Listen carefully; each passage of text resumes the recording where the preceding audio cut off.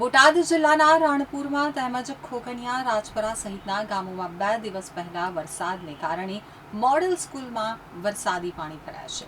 તંત્ર દ્વારા પ્રી મોન્સૂનની કામગીરી સામે સવાલો ઉઠ્યા છે. રાણપુરમાં પાળિયાદ 3 રસ્તા પાસે આવેલી મોડલ સ્કૂલમાં મોટી સંખ્યામાં વિદ્યાર્થીઓ અને વિદ્યાર્થિનીઓ અભ્યાસ કરે છે. ત્યારે વરસાદનું પાણી મોડલ સ્કૂલમાં ભરાયું છે. તંત્ર દ્વારા ચોમાસા પૂર્વે પ્રી મોન્સૂન કામગીરી હાથ ધરવામાં આવી છે. ત્યારે રાણપુરમાં પ્રી મોન્સૂનની કામગીરી સામે ક્યાંક ને ક્યાંક સવાલો ઉઠી રહ્યા છે.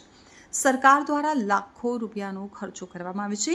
પ્રી મોન્સૂન કામગીરીમાં લાખો રૂપિયા વાપરવામાં આવતા હોય છે. ત્યારે આ રાણપુર શહેરમાં મોડલ સ્કૂલ પાસે જે પાણી ભરાયું છે તે પાણી મોડલ સ્કૂલમાં ગયું છે, જેના કારણે વિદ્યાર્થીઓને અભ્યાસમાં તકલીફ પડી રહી છે. વિદ્યાર્થીઓ ભણવામાં હેરાન પરેશાન થઈ રહ્યા છે. રાણપુર તાલુકા મથકમાં મોડલ સ્કૂલ ફરતા પાણી ફરી વળ્યા છે. અહીં મોટા પ્રમાણમાં વિદ્યાર્થીઓ અભ્યાસ કરે છે. હજી ચોમાસાની શરૂઆત છે ત્યાં જ વરસાદના પાણી મોડલ સ્કૂલમાં ઘૂસી ગયા છે, જેના કારણે વિદ્યાર્થીઓ અને શાળાના શિક્ષક સ્ટાફ પણ હેરાન પરેશાન થઈ ચૂક્યા છે. હવે જોવાનું એ રહ્યું કે તંત્ર દ્વારા પરિસ્થિતિને કાયમી ઉકેલ કરવામાં આવે છે કે નહીં. હાલ તો વરસાદના પાણી મોડલ સ્કૂલમાં ભરાતા વિદ્યાર્થીઓ અને શિક્ષકો ભારે હેરાનગતિનો સામનો કરી રહ્યા છે.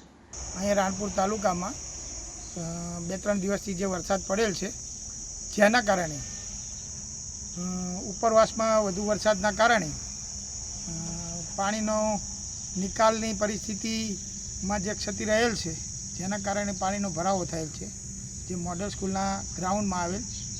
અને આ સ્થિતિને સુધારવા માટેની પ્રક્રિયામાં જે પ્રી મોન્સૂન કામગીરી છે તેને તે ફરીથી કરી વ્યવસ્થા કરી અને આ પાણીનો નિકાલ યોગ્ય રીતે થઈ જાય તેવી ભલામણ છે. અને જે આગળ ખોખરનેસ, રાજપરા, રાણપુરનું જે પાણી આવે છે તેનો યોગ્ય નિકાલ થાય, નદી વાટે તે પાણી જતું રહે તેવી વ્યવસ્થા ગોઠવવામાં આવી.